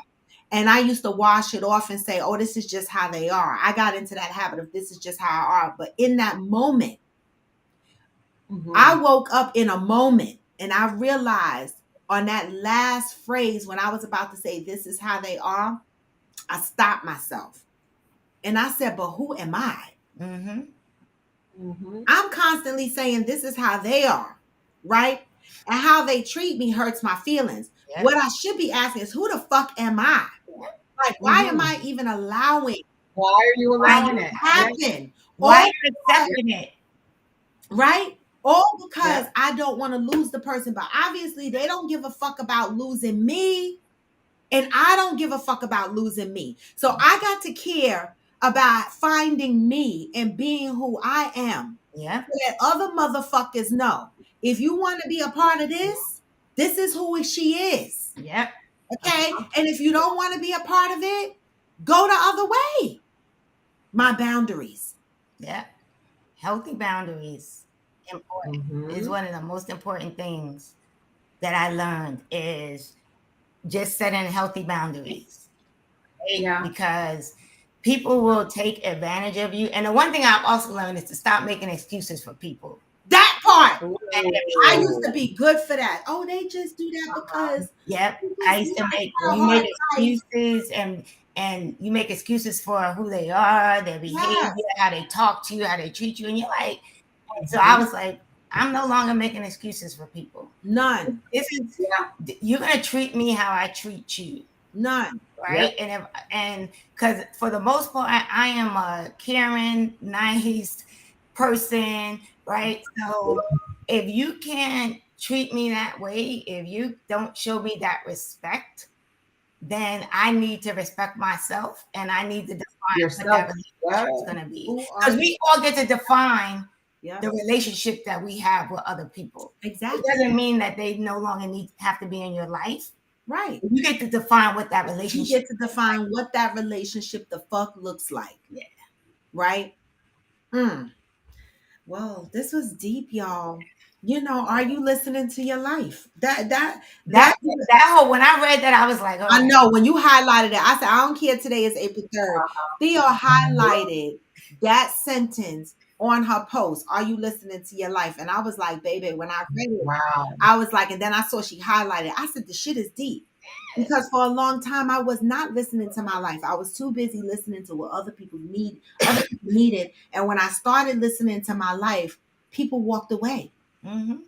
Right? Because my life wasn't important to them.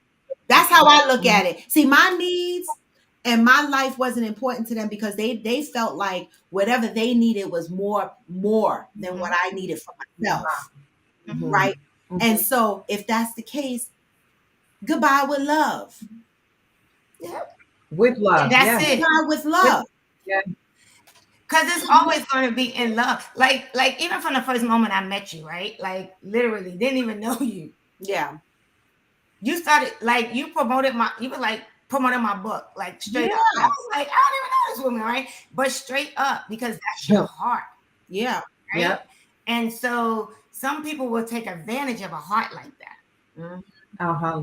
And so you need to treat people how to treat you. Yeah. But you also have to hold yourself accountable to recognizing when you're being mistreated and decide how you're going to deal with that. That's the part that I struggled with Yep. in these last couple of years. Johnny said, I do that with me and my wife all the time. I am the person that if ever get nervous about something, I always start with what is the worst case scenario. And if I deal with that, then can move forward because I've already imagined the worst. Mhm. Okay. Lola said, Yeah, that's powerful. I understand that. Okay. That's powerful. Yeah. And I think I gauge my friends, not gauge them, but I'm able to see like where to categorize them by how they take a no. Well, baby, I done lost a few over a no. This is what I'm saying. So how do you handle no? Okay. If I tell you no and you require an explanation, all right, I know how to handle you. But if I can tell you no, it's a complete sentence, and they tell me, Okay, cool. I hope everything's all right. Let me know when if you want to talk about it, you need anything. Hey, you a real one. Or no when they get mad, period. Or no when they just go ghost on you. You tell them no and then you can't fucking find them. I got a few ghosts floating around. I can do something and ghost. I was like, okay, like the fuck, like. And I have done the work. I have done acceptance and commitment therapy. I have done cognitive behavioral therapy. I fucking know Angel. Okay. So when you do that to me, I know what's important to me. I know my values, and I know that you don't fit those. And like Ross said, goodbye with love. I mean, goodbye with love. You know, people outgrow each other. I mean, there's always that. You know, you could be friends with someone and then your life is going in one direction and they're not going that way. And you know, you develop new friends. And that's the other thing with me. Like I'm like I'm similar to how you described yourself, Theo. Introvert, extrovert. I'm extra. You know, like I if I'm in the element, you can adapt. Yeah, but it takes me a minute.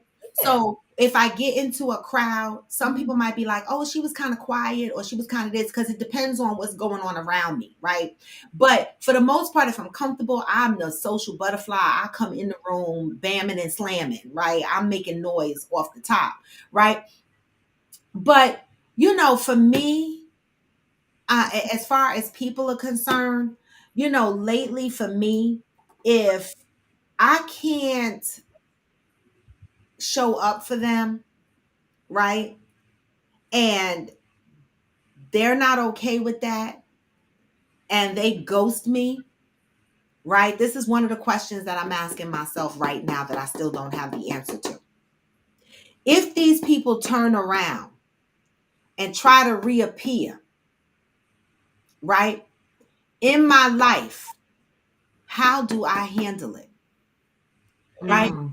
That is the question that I'm dealing with right now, right? Mhm. Am I even open Mm-hmm. to having a relationship with these people? Because what it tells me is that I can't trust you. Mm-hmm. I can't trust to have an honest conversation with you and you not abandon me. And I'm a person that deals with abandonment issues. But that's the question. So that's what for that question. You need to journal down, like, what would it take, right? That's Yeah. one of the things, right? One Yeah. of my criteria to consider is, and even maybe ask them, like, I'm like, listen, one of the issues I have is, can I trust you? Can I trust you not to disappoint me again? Can I trust you not to judge me? Can I trust you, whatever, right? Yeah. It's real. Because I think for the most part, most of us go through, right, this process of just trying to figure out where people fit in our lives. Because none of us want to just throw people away. Well, I'm not going to say none of us. Most people don't just want to throw people away, Yeah. especially if they're long-term relationships. Right. But it does. Right. You do have to kind of sit back and be like, all right, how does this person now fit in my life based on who I am now? Because everybody's not going to accept the growth in you. Exactly. Because not everybody wants to see you grow. Yeah. Not everybody wants to see you go to the next level. Yeah. Everybody can't go to the next level with you. And everybody's not ready to go where you're willing to take Exactly. them. Exactly. And you have to You be know? comfortable with letting those people not go, but explore what's best for them while you do what's best for you and not feel guilty about it. Yeah. Mhm. Yeah. Yeah. Because, But you got to know yourself. Exactly. You got to it know all yourself comes first. down to self-love, Money, Amazon. knowing yourself, being self-aware. Mm-hmm. Yeah. Because self-awareness is key. Like I know for a fact, I know most people who meet me say I'm not approachable. Right? Yes, that was what I heard. Right? So when I met you, you were approachable. But I also gotta, like, I'm either gonna click with you or I'm not. Yeah. Right? Like my spirit aligns with people first. Wow. Right? And so I might be a little standoffish. I might be back because I'm an observer.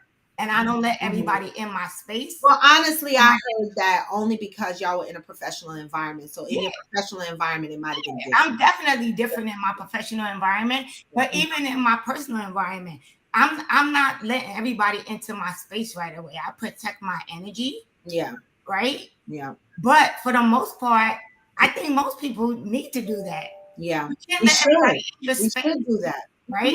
And I'm not approachable because honestly, there's a little bit of trust. There's a little bit, I need to know who you are, why you even want, especially in my professional. Yeah. Why you want to be my friend? Because I'm the HR lady? Information from me, right? Like, so definitely in the professional realm. Yeah. I may come off unapproachable, but even in my personal life, people are like, you're not approachable. And I'm like, well, I'm just sitting back trying to figure out who's around me and who I'm allowed. Because definitely for me, my spirit will click with someone before anything else. Yeah. Right? I gotta feel that vibe. Yeah. And then is it the other way too? Like, does their energy tell on them before they mouth do? Right? Because I don't like phony people. So I'm gonna watch your body language. I'm gonna watch how you interact with other people, how you treat other people. Yeah. Right? Because even if you don't treat me like that, if you treat other people badly, I don't really want you around me. I don't want you in my circle. Exactly. Right? People don't get that. They think because they treat you good, but you and you know what? That's a great point. And that's one of the things that I learned. This was one of my lessons, right? Feel better, Valerie. She wasn't feeling well, so she joined late. This is one of the things that I've learned, Theo, right? I had a situation where, one of the people that's no longer in my life, I see how they treated other people, right? And when they cut people off, or when they are upset at other people, they will cut them off, no matter how close the person is to them, no matter the depth of the relationship. They will cut them off like they wasn't shit, and don't speak to them for years, right? And I always felt like that's not gonna be me, right? That's not gonna be me, because I don't deserve that. I don't know what happened over there, but that ain't gonna be me, because I don't deserve that. Well, it happened. Yeah, because so you can tell how people will eventually treat you. Yeah, by how they treat other people. right. So that was a fucking lesson, because I was like, oh my God. Even my mom, she was like, oh my God, I can't even believe that happened to you. I was like, right. But then after we talked about it and got over the shock of it, we were like, well, who the fuck are you? They do it to everybody else. So who the fuck are you? And I was like, true. You thought you were special? You ain't shit. You ain't special. Right? So I was like, true. So that's a good point. That's a good point. You have to watch how other people. You have to watch how people treat other people, because eventually they're gonna treat you like that. Yep. I'm telling you. But I mean, this was a great conversation around a great topic, because I think a lot of us, if we listen to our lives more, right? But also do the work, right? Like, do the work. Damaris, don't forget, because Damaris says she feels those anxieties. Don't forget. Theo said, write them down. She's a life coach. Write them down, like whatever you're feeling. And I got to get in the habit. She say it all the time, and I do it. I do have journals, but I skip days. I skip weeks. I don't write down all my thoughts. But I got to get in the habit of writing down, because I'm anxious a lot. And so when I'm anxious, I need to write that shit down, because sometimes I'll be like, how is there any more shit in me? Not much. But when you write it down, also, right, come up with that phrase or that thing that's going to kind of help you, because a lot of it is shifting your mindset, right? Which is not to do either, right? Yeah. And so you have to also, like for me, like I have different affirmations or sayings or whatever that can counteract that, whatever that negative thought that might come up, or whatever that thing that I may be worrying about. It's kind of like Johnny said, like I'll ask myself, like, really and truly, what's the worst that could happen? Yeah, right? Protagonist. So Protagonist jumped on IG. What you got?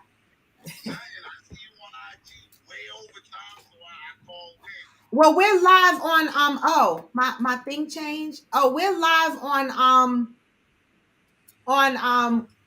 YouTube. Oh my God. Well, I'm gonna actually say have a great day. I have a 10 o'clock meeting.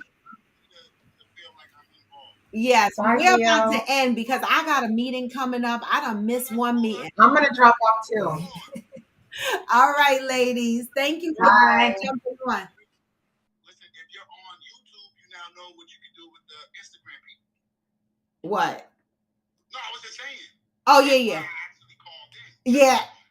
Just to stir up the pot. I love it. I appreciate it. Because as I do my show, I just be learning as I go. Me too. And there's some things I still don't understand. Right. But I just be helping out. So if I see you over there and I call here, we have the Instagram YouTube problem, but we might have a solution too. Exactly. I hear that. I don't know if it works or whatever. And if people have bad internet like me, they should be on Instagram. Exactly. If they got the Zen, if they got the Angel, they should be on Instagram. Well, Theo was on, and hers was good too.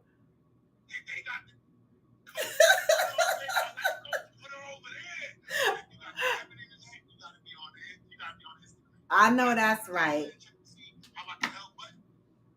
Well, you can come back tomorrow and help us there. Come on, you know I'm there every day. All right. I'm about to end the show. Thank you, Protagonist. Peace.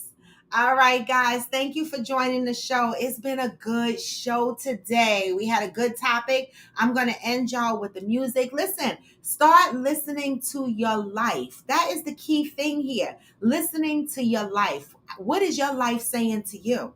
But in the meantime, between time, you know, you can still go no matter how low you feel. Even when you feel low, you can still go. And you can. Even when you feel slow, you can still go. Yep. Even when there's no hope, you can still go. Go. I never answer to no, man, I still go. Hey, this is Talking with Friends, and I am Broad to Evolve. Do you listen to your life? You should. All right. Take this message on your way out. I will be back tomorrow. Maybe. Oh, I'm going into the office tomorrow, so we'll see. Anyway, y'all, I'm out. Peace. Hey. And in the driveway is a nice range. Cause I grind through the climb, I invite pain. You never hear me, bitch, nah, I don't complain. Just gotta flip the switch and you can go and obtain Everything you want, everything you need. Your mind's got the key ingredient. It's belief. Hey, They see me. with the negativity, but I just slide right by that energy. Even when you feel low, you can still go. What? Even when you feel slow, you can still go. Hey. Even when there's no hope, you can still go. I never answer to no, man, I still go. Don't forget, y'all, in July, we are doing a Squalor in the Holla in West Virginia. Let's see who's going, y'all. Come on, another Coffee with Friends being hosted by Hillbilly in West Virginia. Let's go. Hey, Squalor.